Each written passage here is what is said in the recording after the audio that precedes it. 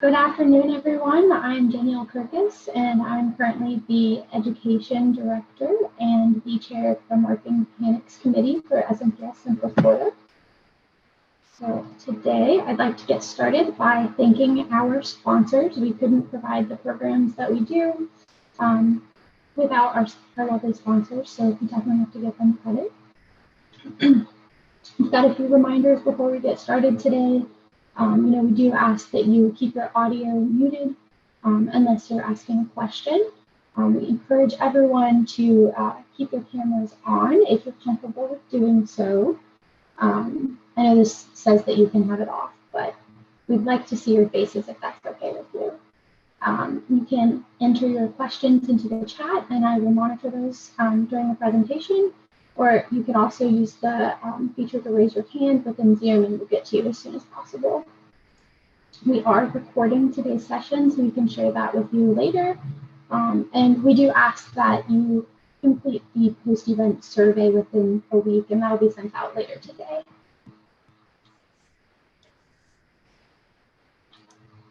So today's presenter is Dena Wyatt, and she is the founder of Marketing Evolutions. And she, like us, started out in the AEC industry. She knows what it's like to be in our shoes.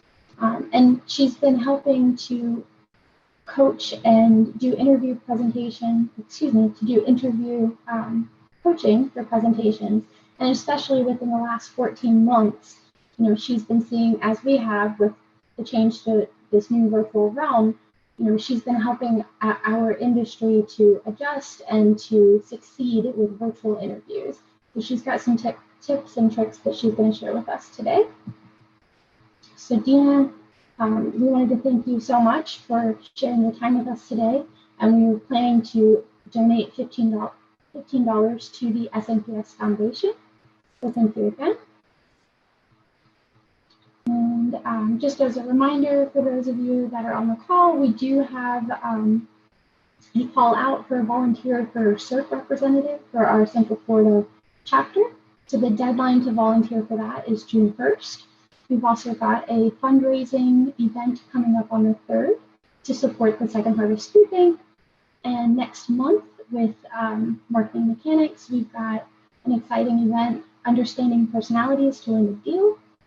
So we'll be looking at different personalities and behaviors and how understanding that can help you to also succeed with writing your proposals and in interviews. And then we'll also have some BD training, a professional development event coming up in July. So with that, Dena, I'm going to hand it over to you. Thank you again. Great, thank you so much. I saw someone put in the chat box about the sound. Is mine better? Okay. Excellent, because I'm not sure honestly how to fix sound. This is probably the hardest thing with these virtual settings now. If something goes wrong, how do we fix it, right? So that's why we have IT staff. Sometimes it is headphones, and I do notice that they get worn out pretty quickly. And so personally, I have stopped using them because either the microphone or something seems to go bad on those frequently. So it's nice that you can center in for your own ears. It doesn't distract other people. But if you can be in those quiet places, try using it without. That might have just been her headset that was causing that. So I'm glad that we're not staticky anymore. Yay. Like she said, being a presenter, I love people. And this has really been hard on me in the last 14 years or 14 months. It feels like 14 years, doesn't it? Let's be honest. Yeah. 14 years, 14 months. I'm working out of here. Welcome to my basement. I am so ready to get out. And I was sharing as we were plugging in this morning, I actually get to go to Charleston and help coach a team next week for our presentation. So yes, fully vaccinated, back on the road. We're getting so close. But for today, we're going to keep in this virtual world. I want to help everyone here as much as possible on tips and tricks and how do we make the best out of these virtual interviews.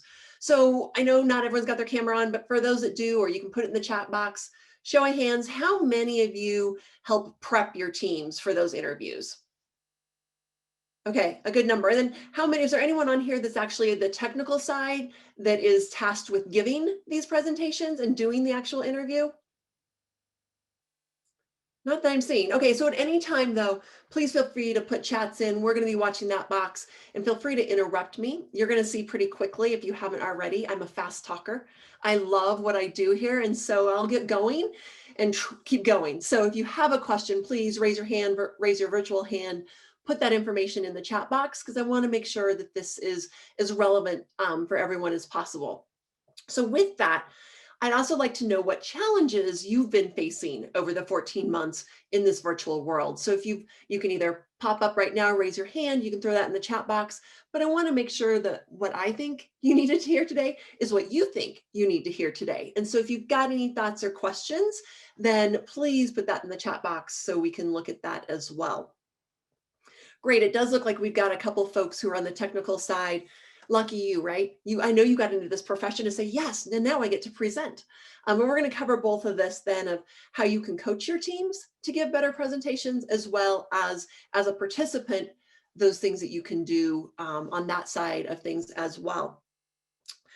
As we get going here, I was so excited to see your list of sponsors and some of the company names of people up here. Whiting Turner folks, yay, I work some with your Denver office here, love those guys.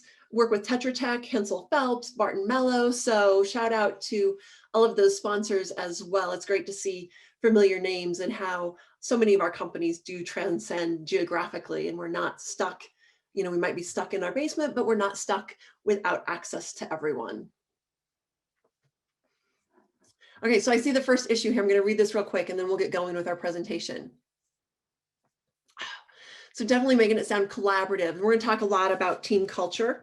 I'm going to write a few notes down so I make sure and hit these, but how do we capture team culture in the virtual world? It's definitely harder, but it's something that we still have to accept and get over. We know that our clients look for who we present each individual team member, but not only them and how likable they are and how knowledgeable they are, but how they get along with all their coworkers, and how does that team interact with one another as well. This is another one. I love this one, showing people talking, but also showing the presentation and how do you get things there. We're going to definitely cover that one, because this is one of my sort of pet peeves. Is, remember, it's been now 10 years ago or so, but there was a time when our clients came back to us and said, no more PowerPoint. Stop at the PowerPoint. We're bored with it. There's got to be a better way. Well, same thing is happening now virtually. People are getting tired with just staring at a PowerPoint slide. And so we're going to talk a lot about how do we gauge that interaction and that connection that we have with our clients on the other end. Because even though we're virtual, we still have to connect. We still have to make an impact on those on the other end. So we'll look at ways to do that. So as we get going today, let's just get started. I got to get my setup going a little bit. So the things we're looking at, and the key to this presentation, or the title, if you will, the presentation, was 3 keys to unlock the win. And you might be thinking, why 3? Why not 5? Is there really just only 3? Well, this is why we boil it down to 3. And this is a tip number 1 for presentation training: is less is more. We get in these interviews, and the interviews are pretty short, right? 20, maybe 30 minutes. We can't give the client everything. And so we've got to really boil down our information. And I always say, what are the 3 greatest keys to success? What are the 3 greatest challenges you have to solve? So today we're looking at the 3 best tips or keys to unlock the win. And the other reason we think about 3 is just think how we all grew up, right? The 3 little pigs.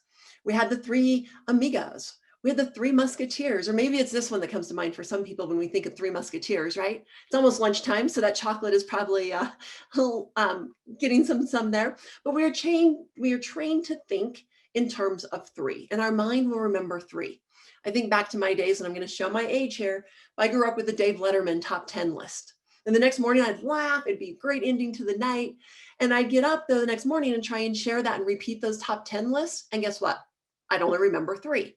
So if we boil it down, we have a better chance to remember and actually take hold of what we're learning.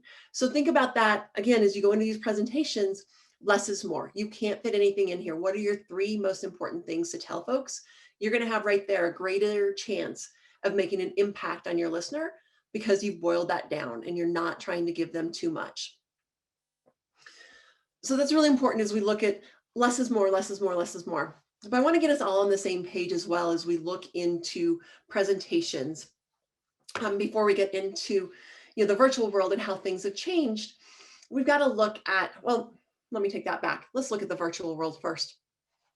So we've been in this for 14 months now, but the thing that we've realized is people have shorter attention spans. We thought it was bad in person and trying to lock in and engage folks.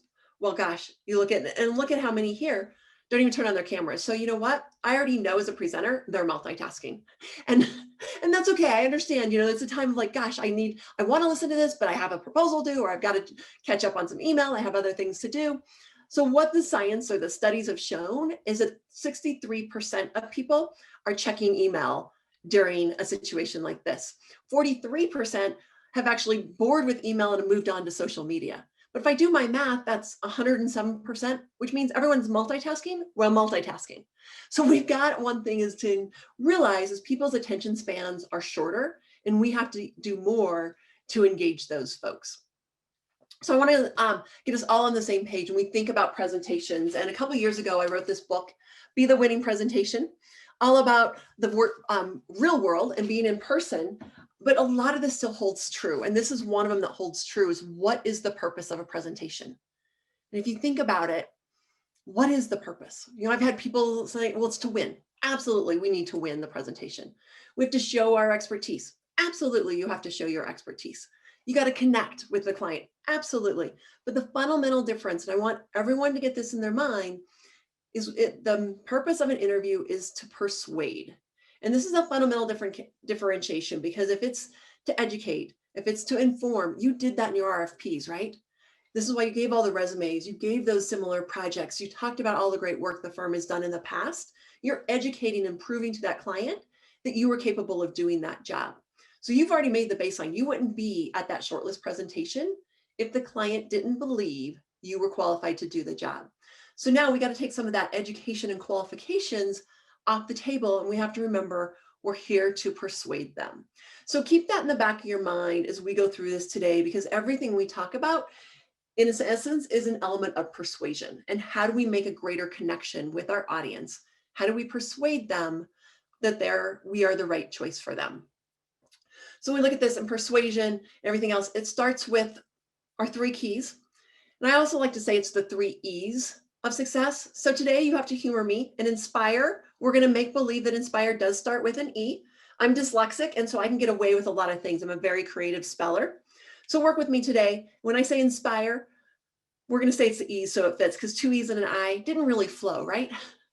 And so we're going to, step number 1 or first key to unlocking the win is to inspire your listener. And here's what happens. Our brain is lazy, right? We talked about the over 100% of people multitasking, exercising, checking social media, checking email, eating lunch, fixing food, all these things, walking the dog, all these things that are happening.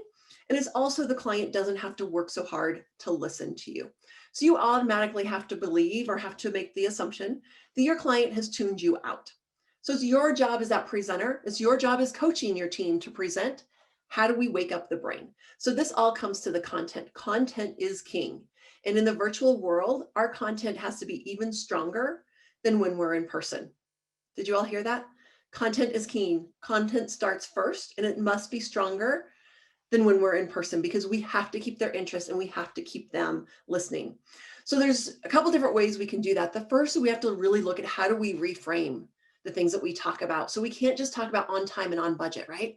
I want to slit my throat or slit my wrist every time I hear on time and on budget, or I wish I had a shot collar and I could like buzz a superintendent if he mentions that, right?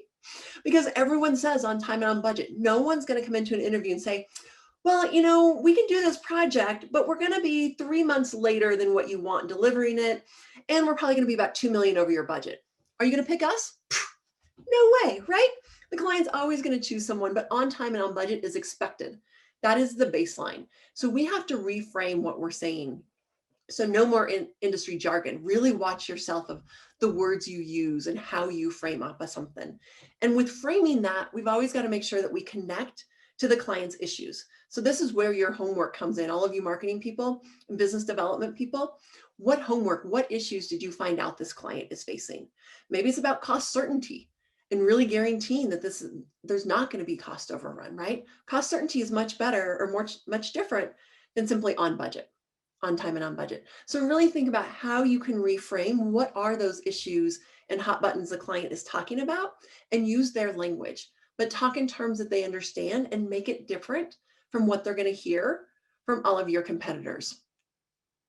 The second step of this is we have to always be teaching the brain something. Every time the brain learns something, it's like a dip of dopa or a hit of dopamine. It's just like if you're playing slot machines. You know, any gamblers out there? We have this little place, Central City, we've turned into some gambling.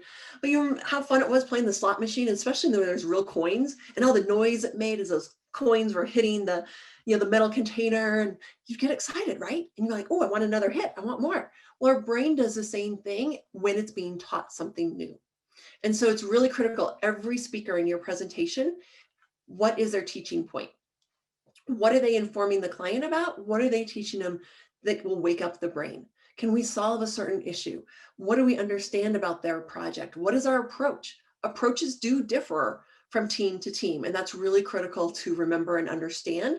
Not everyone approaches the project the same, and so that's a big part or a big place where you can differentiate yourself. So always be thinking, like I say, it's every single speaker.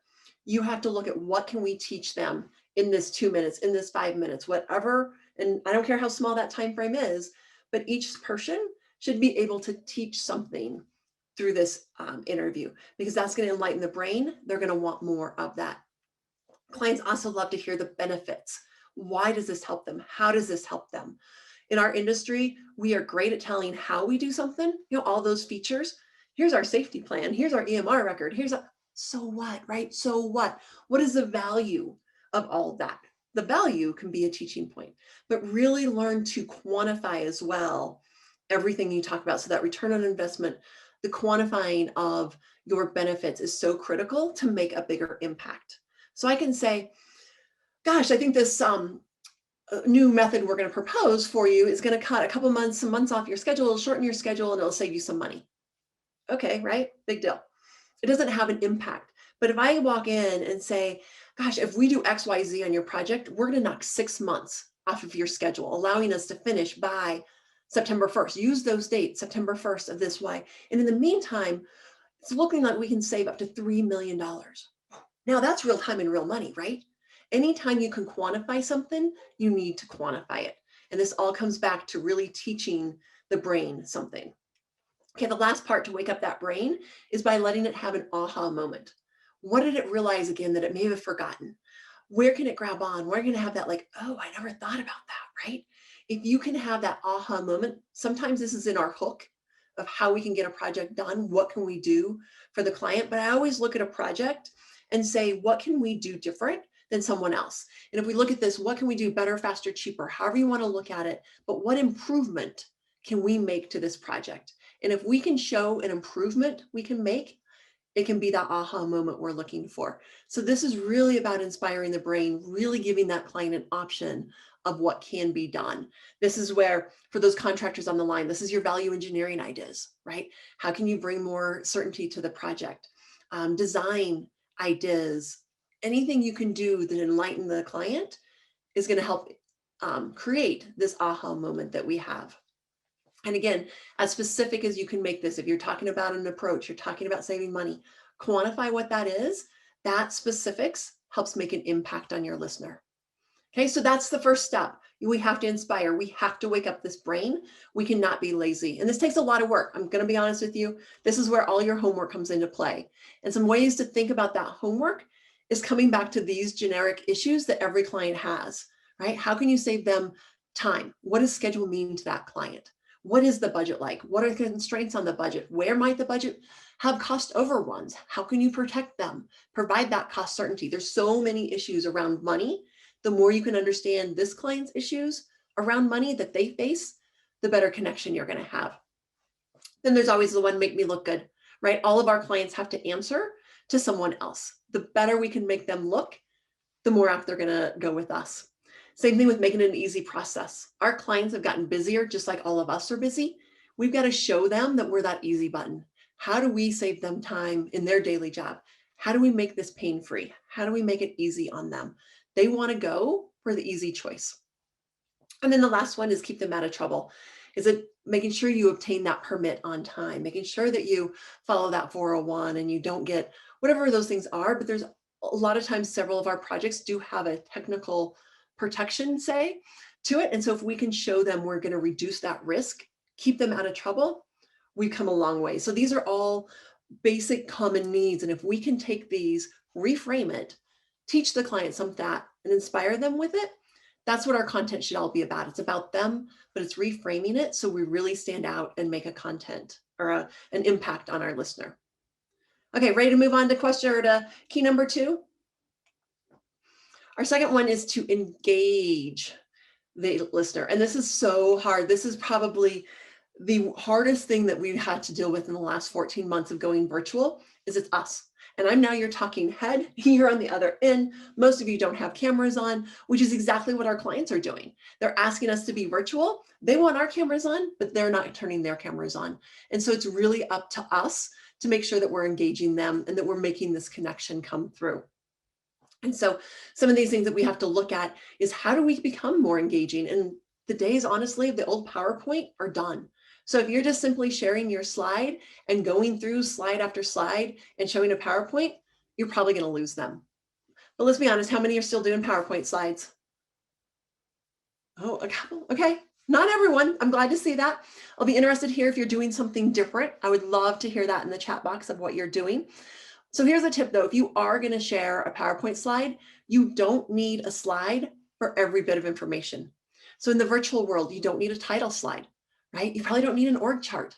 You might not need a slide for every person. I'd rather that introduction just be the person and not a slide of the org chart introducing folks. So really be picky about the slides you do have.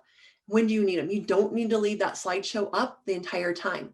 This is where marketing comes into play. And this is where you're going to save everyone's technical ability is you need to be the master of sharing that screen, bringing it up, bringing it down.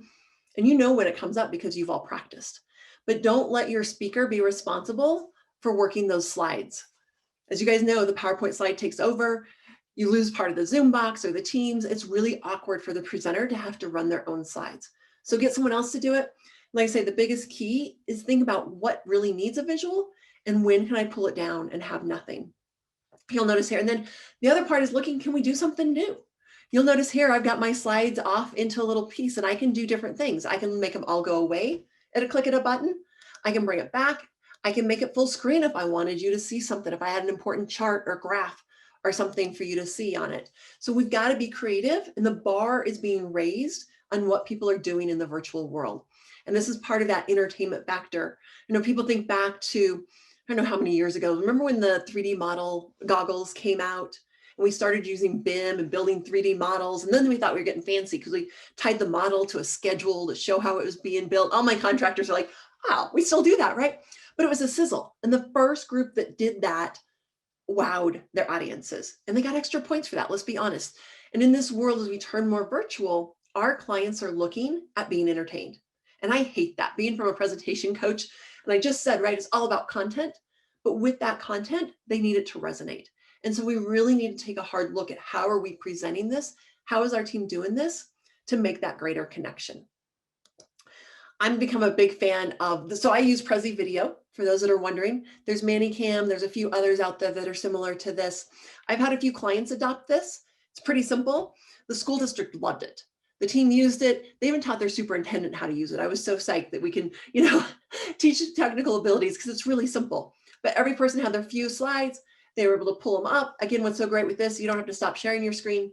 It just goes away, right? But they used this and they were able to win it. And the client even said, this was so much nicer than just staring at a PowerPoint and a dead slide the entire time. It's about creating movement, right? We're on video. We have to have movement in everything that we do. The other thing I've seen clients do is actually build out a green screen in their office. So this is just like the nightly news where, you see the weather forecaster and they're pointing, it's a green screen. But the great thing with this is you can project the PowerPoint on it and then your presenter is in front of it. They're part of the PowerPoint and you just have people walk in and out when they do it. And it's a quick little switch gear to orchestrate what the client or the other end is actually seeing. So these are all great ways, but I challenge you, we were talking before everyone got online, that this virtual world is here to stay. I work with a tenant finish contractor here in Denver, and they do a lot of Class A office space in downtown Denver. A lot of clients then are regional or national clients. those clients are never getting on an airplane again, at least not to come out for a contractor or an architect interview. Those are things they found that they can do virtual, and they are fine with that. And so looking at, I think an element of this virtual world is going to stay. So how can you be more engaging? How can you up your game? And especially if you're a firm that touts your technological advancements or how you're on the cutting edge of things, you better be on the cutting edge of this, if that's what you tout. And so yes, Prezi Video is what I use here. The catch is it does need to be loaded on everyone's individual screen or individual computer to make it work. And so I guess as marketing, you lose control of being able to run the whole show for everyone, but it is simple for people to use and get in and out of that. So, oh, Whiting Turner, you've been using green screens. Tell me about that. How is that working? So when we first, learned about it, we were up against another competitor and found out they were using green screen and they were using an outsource or outside company. Anyway, our VDC group got together and figured out screen, camera, all that good stuff. And now we do it in-house. So we have, from what I remember from past presentations from some of our offices, we have the marketer there as your technical person, yep, along with the VDC person, as well as tech. And then you have the lead manager, whoever is going to be the lead project manager, and the other superintendent. The team is in front of the green screen, and we're like you said, in the PowerPoint, or you're walking through the model. If you want to do that, you're within the model. So it's been interesting. It's been fun. But yeah, we're doing it in-house and just have VDC and the marketer in the background as tech support. Right. And so one point, a lot of clients are still limiting, like we only have 5, want to see 5 people, or give us the 5 names, we'll send an invite to 5 people. I've never been denied when we go back and ask for a technical support person. And so just because they say 5 people, don't be afraid to ask. It's not another speaking role, but given this virtual world, we'd like to have a VDC or a marketing, whatever it is, technical support on board with us. Never been denied, so ask for that. What has been your feedback from the clients with the green screen? Any comments from their end? I'm not sure, but I see one of my friends from Tampa office on. I don't know if she can jump on. Joy. The Tampa office is the one that actually kicked off doing green screen, so she can speak more to what the client's feedback has been. It's been good. They're interested in it and how we incorporated it, because the couple clients that we've used it on have not seen it before. So it's been like an afterwards conversation as well. Like, how did you do that? How are you getting that information like that? So there's been its challenges for sure, but definitely it's been a talking point and something that clients are interested in seeing. And we use it primarily with logistics and the superintendent going through, and that's proved beneficial because they can literally walk through it with them as opposed to a 3D printed model or anything. Excellent. Yeah, we've seen both of techniques. Just again, it's something new, right? And our clients are, again, even though it's only been 14 months, we get so much more exhausted on these video calls. And so anytime we can raise that bar, show them something new, show our technology. And like I said, especially if you're a firm that says, hey, we're on the cutting edge, this is our philosophy, this is how we operate, you better be doing something different than just showing a PowerPoint screen. Prezi Video is free. So people ask if it's expensive. I use a free version and it's worked great for what I need on things.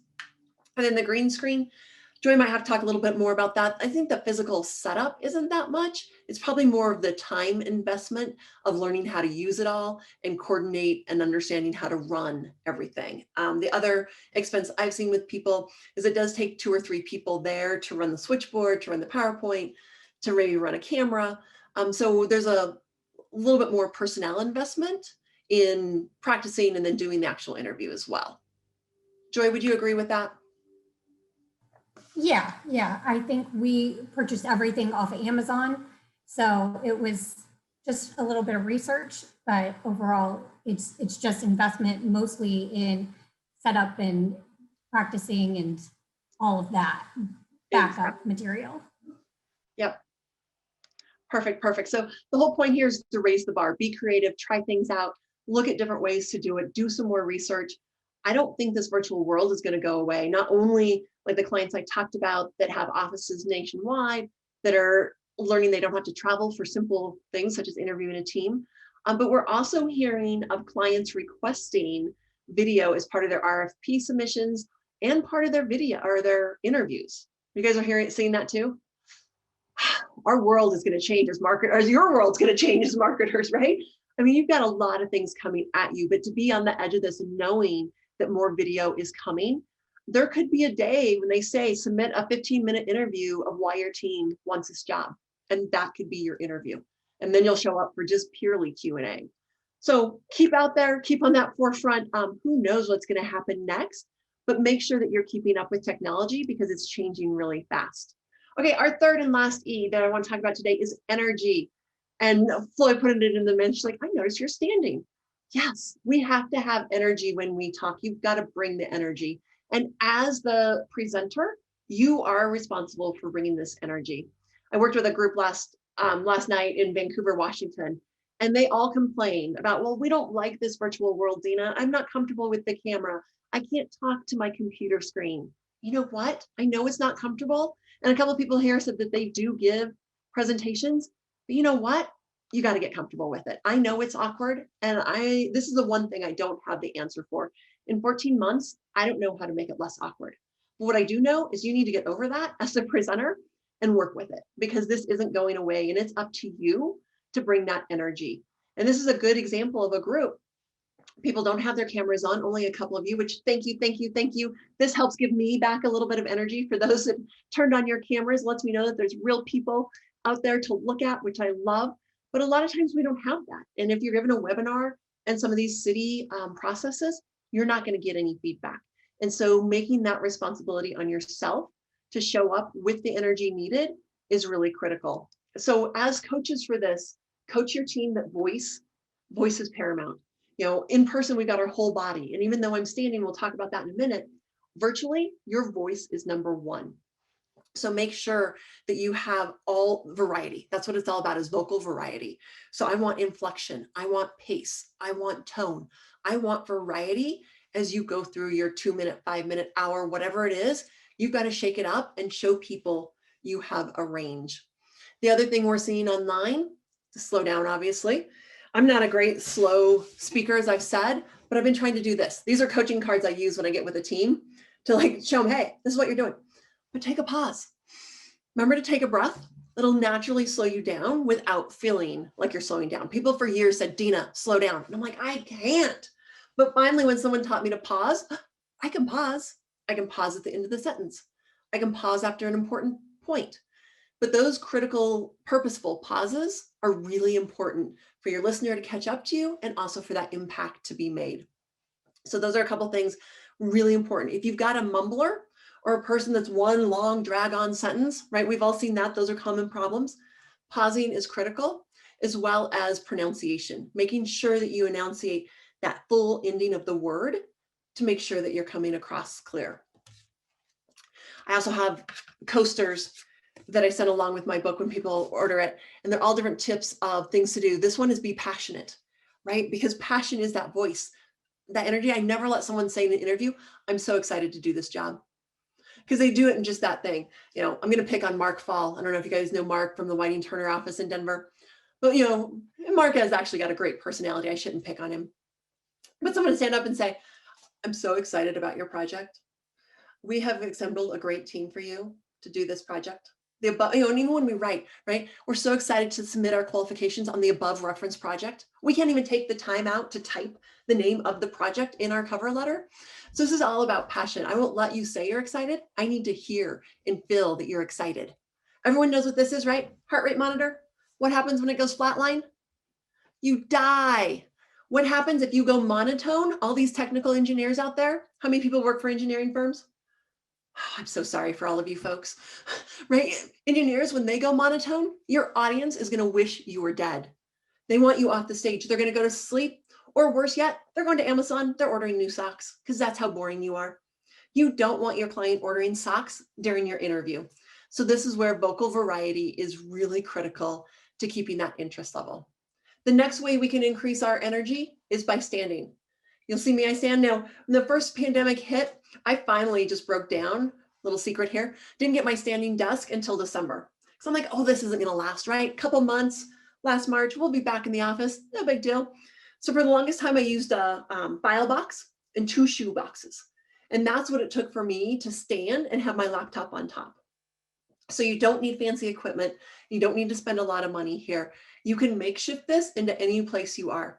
So I told you, this is my bedroom, my downstairs, not only bedroom, my guest bedroom in the downstairs basement. This is what I've had to resort to during the pandemic. But you make it work. You get a clean wall behind you, you stack your laptop up on a couple boxes, and you stand. Because there's a lot of things that stand. One, we all know this, right? When we stand for an interview, automatically 10% more energy. It makes us feel like we're alive, and it makes us remember that we are on. This is the most critical thing. When you're sitting down, you get lazy. We've all seen it, the posture droops, other things happen in an interview, and in this virtual world, you never know how the client is viewing you. So if you're one of the presenters, you have to be on the entire time. They could pin someone, they could pin the design director the entire interview just to see, are they engaged, right? Is the principal truly engaged with this project? Or are they just here's that talking head that we're never going to see again after the interview? So you never know what they're going to see. Give them something and always be on with that. I love to stand because it not only does it give me more energy, but I can use my hands more, right? We talked in the virtual world or in person, we've got our whole body language, and there's so many ways that we can connect with people. Online, we've taken all that away. So yes, voice is critical, but when I stand now, I can use my hands a little bit. I can gesture, I can lean in. There's so much more I can do to help keep others involved or engaged when I'm going through this. So look at your setup, take a minute just to think about those things you're doing. What is that background? Now, everyone always asks, I'm going to cover this now because everyone asks about virtual backgrounds. Yay or nay, people use virtual backgrounds? They're not bad. I'll say that, but what happens is you can't gesture. Like I can't use a virtual background because I go crazy. You also can't use a virtual background, I'll lose a hand, right? Because I'll be gesturing and all my hand, sudden my hand will disappear. Other thing I've heard, people are blonde hair, or if they're bald, their head fades into the background and is lost. So there's a lot of funky things that happen with backgrounds.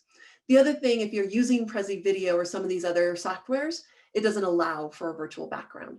And so I'd much rather try and just clean up your space behind you. I have this little, like I said, it's only a 3-foot squared out corner that I use. I still have the bed. Once in a while I have my dog on the bed with me, but no one can see that. They just see this corner thing. So look about and think about how you're coming across, what that background is, how things are looking. The other thing I want you to pay attention to is your dress. What are you wearing? And do you have contrast? So I try and when I do these, add a pop of color. And believe me, I had very little color in my wardrobe last March. I still have a couple black blazers and I was like, oh, is this dark enough? So I also have a lot of light coming in on me to make sure I'm well lit and to make sure that there's some definition. So I'm just not a floating head, because with a black jacket, I've got to be careful, really wear a pop of color to make sure I have enough light so I just don't have that floating head. But take a minute to think what your team is wearing. Solid colors are best, brighter colors are great, and you just want a contrast. How can I get a contrast from my background wall to my hair color, to my face, to whatever it is? The more contrast you can have, the better off you are. Now with the green screen, I will mention you cannot wear a green shirt. You also have a hard time wearing patterned. So this is tough because so many men in our offices, they're dress shirts, right? They're striped, they're small checkered, at least maybe that's just the construction world, but they are into their patterns and their checks. And the small little checks do not work online. If they're the one up here presenting for any amount of time, you're going to start getting sort of vertigo and dizzy. So really solid colors is key when you look at a person's dress, but color does matter. And just like I say, take a minute to think about what you're doing. All right, the other thing we have to think about is facial expressions, especially all those engineers that we talked about. Look at some of these facial expressions, right? You can look angry and not even know it. You can look just dead. A couple of years ago, I had a contractor call me and say, Dena, we need your help. We just got feedback from a client and they said we either look like a bunch of serial killers or we look like we just came from a funeral. right? Either one of those is not good. That's not what you want your team looking like. And this all comes from facial expressions. Not only when you're the one speaking, but what are you doing when you're sitting back just listening? So being an active listener, marketers, please, please, please coach your team to be active listeners. They need to be nodding their hand, just like Anna's doing. Yes, you need to nod your head, right? You need to agree. You need to smile once in a while. If you just sit there motionless, I call it, I have teenagers, and I don't know, this is a Colorado thing maybe, but we call it the RBF. I'll let you guys think it's the resting face. I thought it might be a universal term, but yeah, that's what happens though, right? These people, and especially engineers, they're monotone with their voice, but their face is monotone and it's blank. We cannot have that resting face and make a connection or an impact with our listeners. So make sure they're active listeners, make sure that they've got some facial expressions and they're involved in their presentation. Again, this is that energy that helps us to connect. So we've got to stand, we've got to use our voice and inflection, and we have to use our face. If we can use our gestures and stand up and get a little bit further away from the camera, that's always good. I hate the neck up view, right? When people are sitting, their computers are too low, all we see is their neck. I have to keep a stack of shoe boxes in my car. So when I go and work with teams, if they haven't figured the virtual setting up, I have extra shoe boxes. I'm like, here's a shoe box. Raise your computer up. And it's simply raising it up, getting the right lighting. Those are the two easiest fixes to make you look good. And then take a little step back. Even if you're going to sit and still be in a chair, if you get, and I'm about 2 feet away from my computer, maybe a little bit more than arm's length, but if you can get about an arm's length away from your camera, now look, they got more of you to connect with. You can use those gestures. It gives you more energy for your listeners and when you present. As you can tell, I get excited about energy because we have to connect, and it's not easy to do so with folks, not in this virtual world. So just to recap, our 3 keys to look at this is you've got to inspire. You've got to wake up that lazy brain. It's not going to think for itself. You've got to teach it how to think, and you got to connect the dots for it. You got to engage your audience, raise the bar, try something new. How can you present and not just share a boring PowerPoint slide? And third, you got to have energy and work with each individual, how they bring their energy. I found, especially when we're looking at energy, is working with people one-on-one and work with them over this computer. If it's going to be a virtual energy, but work with people one-on-one and keep stretching that comfort zone. I always look at the comfort zone as a rubber band, right? And every time I stretch that rubber band, it gets a little bigger. And when I let it go, guess what? It never gets as tight as it used to be. The other key thing is it never breaks. So remind your people, you're not here to break them. You're just here to stretch them and to make them better. When I look at this energy, I always ask people for just 10% more. 10% more is all you can, that's all I expect, that's all I want. And then your technical people are like, oh, I can do 10%, right? That's 1 letter grade. So you're not asking, if they think you're asking for them to be me, they're like, whoa, I can never do that. I never want to do that, right? She's crazy. So don't expect the world, don't set that bar too high for them. Just ask for 10% more. Have them stand, use the voice. But that 10% gauge has been really effective for me to get a little bit more out of people because they know they can achieve 10%. Right? Any questions before we move on? The last piece, I just want to talk a little bit about how we prepare, how we control our confidence, and a couple other things on words. We good to keep going? All righty. If you guys have any questions about those 3 E's and those 3 keys, come back and make sure that you ask.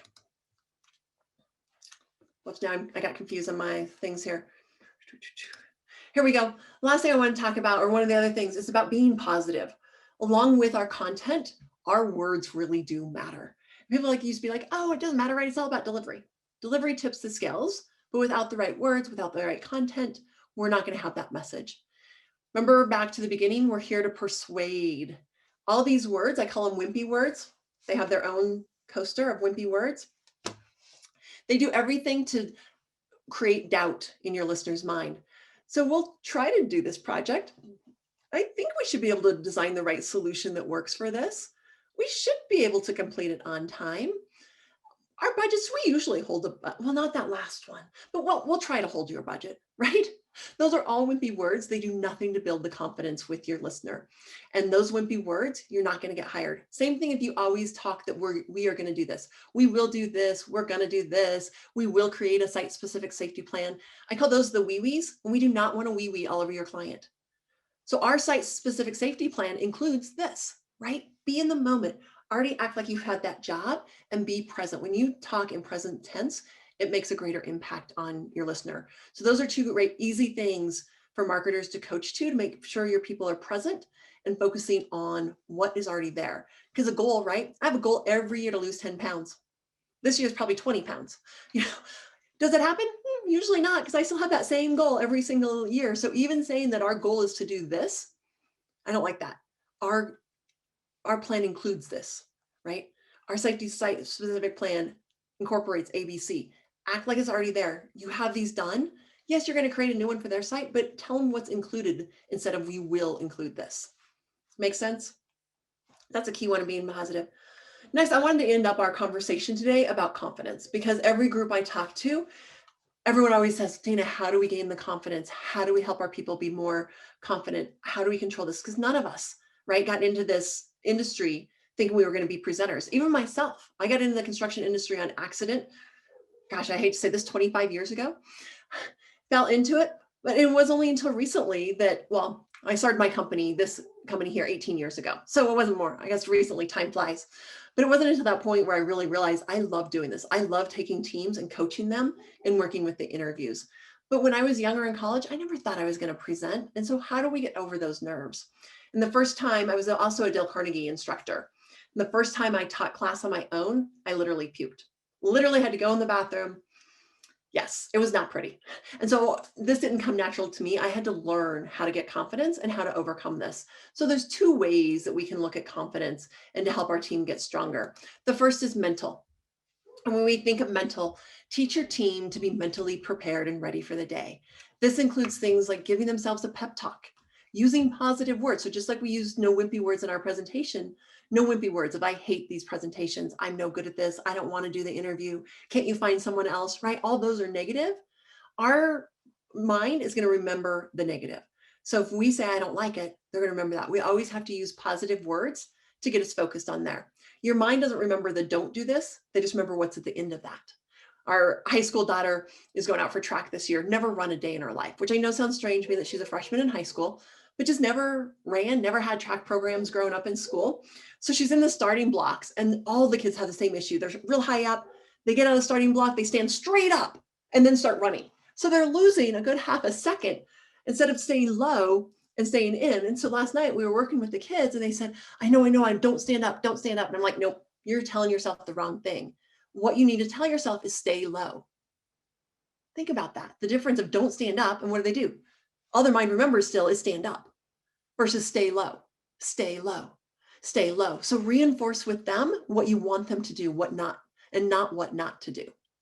The other thing in mental preparation is just visualizing success and building on success. So the more success they have, they can build on that. So when you're working with them, always compliment them, always tell them what they're doing right. Always point out the strong things so they can keep repeating those. And those mental factors are really critical in keeping and improving and keep growing on their success. The other part of confidence is physical. And yes, you need to get physical. I've seen people, we've all seen, right, the people that have the jitters and just the shakes and they don't know what to do. Well, what happens is a client doesn't know that someone's nervous unless we show them we're nervous. So if we've got some tics, if we're in person, we're pacing, right? We're wringing our hands out, we're not having eye contact, then the client perceives we're uncomfortable. Online, we can at least hide. Let's be honest, there's a lot less distractions that come with us as a presenter to make us look nervous.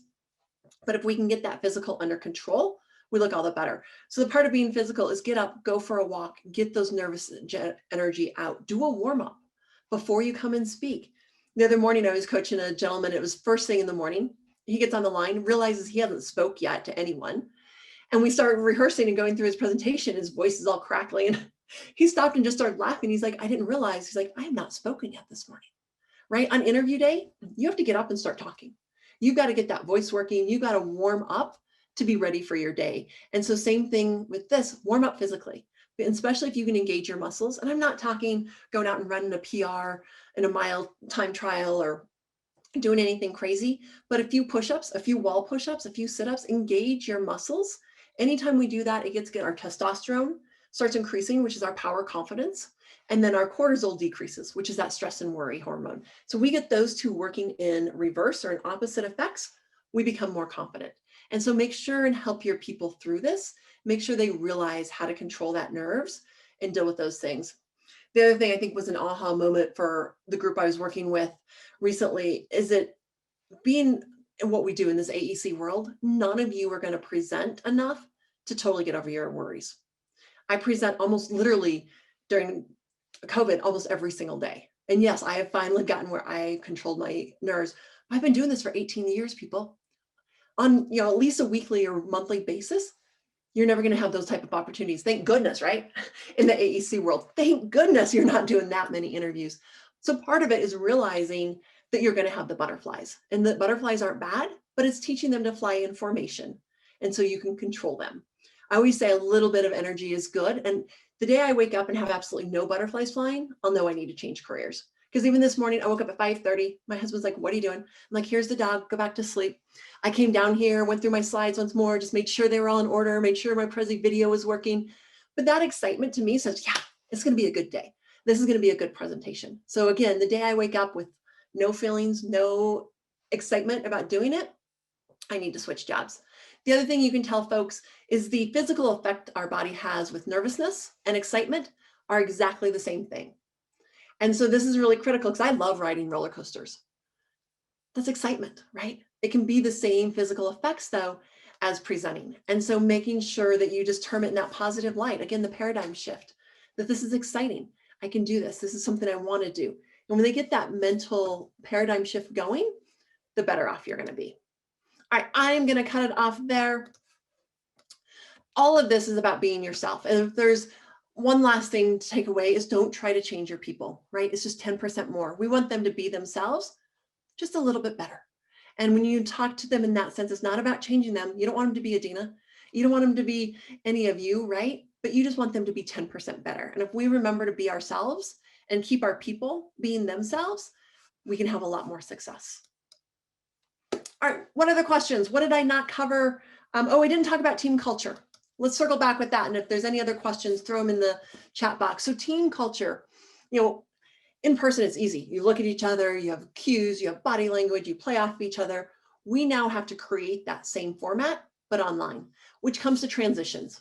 So online, you have to have very purposeful, well thought out, smart transitions. So I would never just pass the buck and say, and next up, I want to pass it over to Floy. No, that's not a transition. That's not what we're looking for. What you want to say next is, we also understand that stormwater is a huge issue of yours and how we incorporate stormwater into the drain without increasing the cost of your budget. Anna's got some great suggestions on how we can incorporate stormwater into your project. You just be quiet. Anna picks it up and says, yeah, I've been looking at stormwater, we can do this, we do that, and we got this great thing. And she gives a solution to how we help control that. But you've got to play off each other. It's really important too, as Jennifer mentioned earlier, blah, blah, blah, blah, blah, blah, blah. Reinforce things that your teammates previously have said, what they're going to hear later, but really take the time to make these transitions formal and with some purpose and make sure they hold weight. I never want to hear, oh, and next I'm going to pass it off to so-and-so. Not a good transition. The other thing is to realize is just how can you pick up off of each other and feed off of each other. And it's planned, of course. But Jessica might finish speaking and then all of a sudden I'll pop in and say, oh, Jessica, hold on. I want to add to that before we move on and talk about da-da-da-da. I know I'm going to add on to that, right? But it makes it seem a little bit more informal, like a conversation as you'd have in person. Or someone could say too, before I finish that up and we move on to the next section, Jennifer, did you have anything to add to that? Well, she's going to say that. She's like, yeah, I've been thinking about this, right? So really think about that, how you create culture and how you can involve others in this. What it comes down to as well is you need a facilitator. You need that facilitator leader of every interview. And I'll even tell the client too, for today's purposes, we've got a few people that I've given out roles for the day. I'm going to be, since I'm your PM day-to-day contact, I'm going to be the leader of the group, facilitate it. I've asked Hillary to be my timekeeper to make sure that we don't run over. I've asked Anna to keep an eye on the chat box for us. So if you do have questions or interrupt us, and I'll lay out who's going to do some of these things. That way, if we start running up against our 20-minute hard time, Hillary now can pop in and say, Dena, just wanted to give you that 2-minute warning you asked for. We need to wrap this up so we can get to Q&A. Great. Now it helps control maybe that long-winded person or all these other things that you could run into. What other questions do folks have?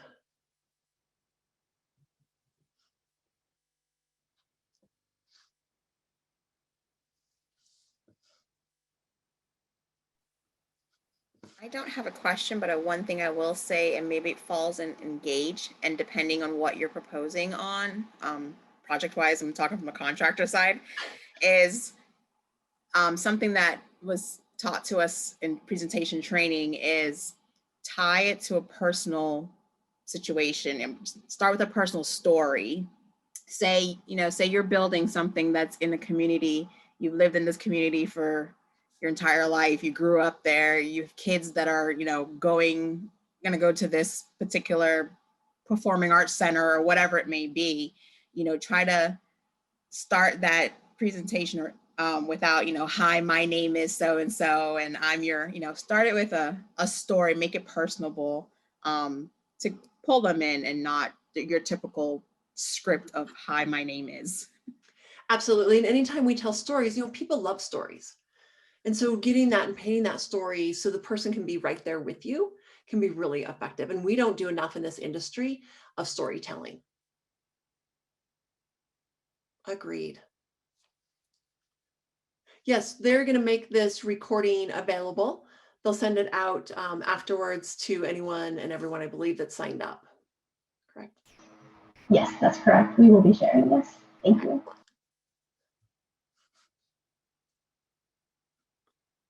Any other questions, feedback, aha moments for you? What did I teach you? I talked about the lazy brain. What was one takeaway that you learned from today's workshop? Did I do my job? My brain I is was really excited to see. green screen thing. I'm like trying to figure that out. There's a wall in our office that we could paint green. Yeah, and most people I've seen didn't paint a wall, but they literally just buy like a green tablecloth and tape it up, back it off, whatever it is. And then a lot of painters tape on the floor to show people where they stand, where they advance their little box that they fit in so the PowerPoint fits next to them. But yeah, it's really, we need to think about upping the bar on that kind of stuff.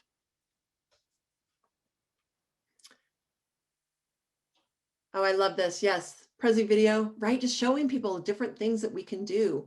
Active listening, so important. Yeah, and we were, so I have like a little internal presentation to give at our staff meeting on Tuesday. So my daughter has a little camera and I'm gonna take her green screen and put it behind me and see how it all goes and what kind of do it, and then let them give me the feedback, just open the door and see if they say, would this be an option for next time we present? Mm-hmm. And even standing. So you convinced me, I turned my camera off for a minute, raised my desk. I'm like, why am I not standing? And even that, I think people are more comfortable presenting, because when we go into a client's office, you're standing when you speak. Right. So why wouldn't we be doing that? I have no idea how we haven't thought that. Like, that hasn't clicked to us yet, but that's something we'll do moving forward too. Excellent. Yeah, and then just make sure that you even tilt in, like if you're on a laptop or your camera, but even tilting it in a little bit more, so we even get a little bit more of you into view. Okay. And it's great. Like my whole desktop here what I hate seeing is ceiling tile, right? So we don't get the ceiling tile out, but getting it high enough so you can also tip that screen back in, because then it allows more view and you don't have the talking head. Okay.